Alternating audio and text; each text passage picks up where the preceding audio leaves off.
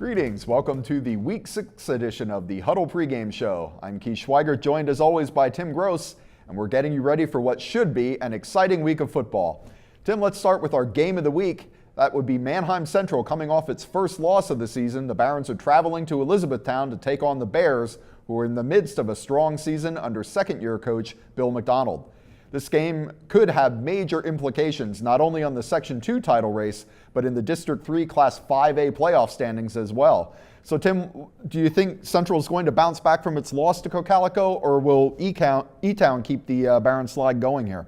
Yeah, Manheim Central, I mentioned in the picks video that they're really good at bouncing back after a loss. I think they're 4-1 after their last 5 losses over the last couple of years. So I expect them to come out pretty strong, though I don't think you should look past Elizabethtown this season. I think they've been really a solid season so far. They've proved themselves improving on last year's 2-8 campaign.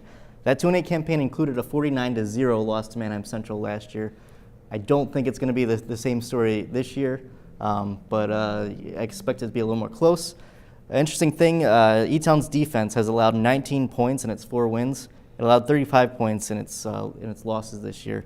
And Central's defense allowing 28 points in last week's loss to Cocalico. It had allowed 29 points up to that point in 4 wins. So defense is going to be at a premium. These two teams have been really solid with their defense all year, so I expect that to continue.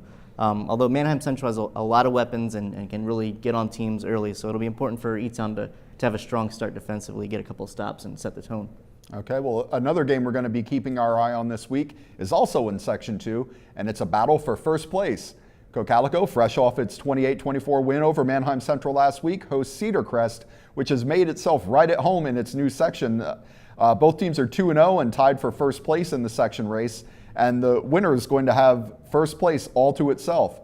So how do you think the Eagles and the Falcons match up? Yeah, I don't think anyone really saw Cedar Crest having that strong of a start in Section 2. They're 4-1 overall, and their only loss so far was a 3-point loss to Lower Dauphin.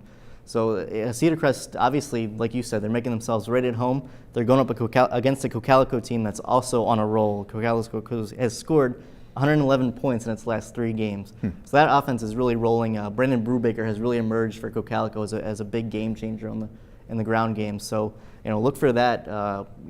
It'll be interesting to see how this one plays out. Okay. Well, thank you, Tim, and we're going to be watching both of those games very closely.